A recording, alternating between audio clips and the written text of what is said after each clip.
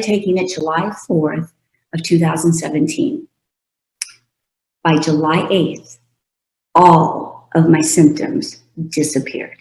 So it wasn't like the jaw was at first, oh, it's a little better. Yeah, it feels a little better today. No, gone. The shoulders, gone. The knees, gone. And I went to Europe. I went to a wedding in Park City, and my husband came back here with my wedding stuff.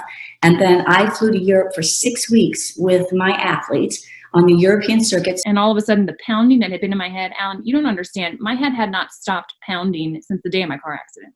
No relief for over 2 years. It stopped. And it hasn't come back now in 5 years. They said, you're not a candidate for surgery, you're not a candidate for radiation, and you're not a candidate for chemotherapy. What we can do is prescribe medication to block your estrogen and medication to slow the growth. And maybe you can live 2 to 6 years. The second picture is 7 months after using our technology. So, and obviously people can see you now going, gosh, you're beautiful. There's quite a transformation here. So the next morning I wake up and that growth had completely flattened. And this was a growth that you could see through my bra and through my shirt. So 6 months after that time frame, when we initially heard from the nephrologist, he had another test done. And the test revealed that his kidney function was up to 95%, which was unheard of. And we were so very thankful to God, and so very thankful for the technology that had helped my dad to get his kidney function back. On June 1st, July 11th, that scan showed that it was now only left in 4 areas of my body instead of 9. October 23rd, I had a PET scan and it was black. Nothing lit up. No areas of concern. My blood work was perfect. And I'm just super excited. I give all glory to God. And told me that this was my new normal and that I needed to learn to accept it. And at that point, I was just at a really low spot. I was considering disability. I am a chemistry major and my mom is a chemistry major, and we're very science minded.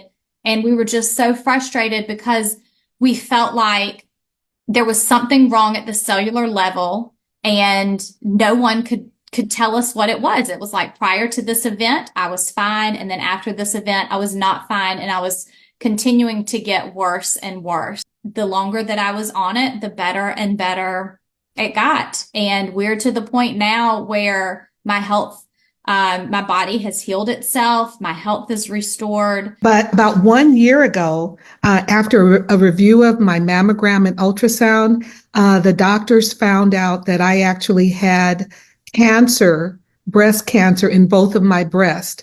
When the doctor gave me the diagnosis, she said, Mrs. Smith, the protocol for this, this isn't life-threatening. The protocol for this is very simple. We're simply going to remove both of your breasts.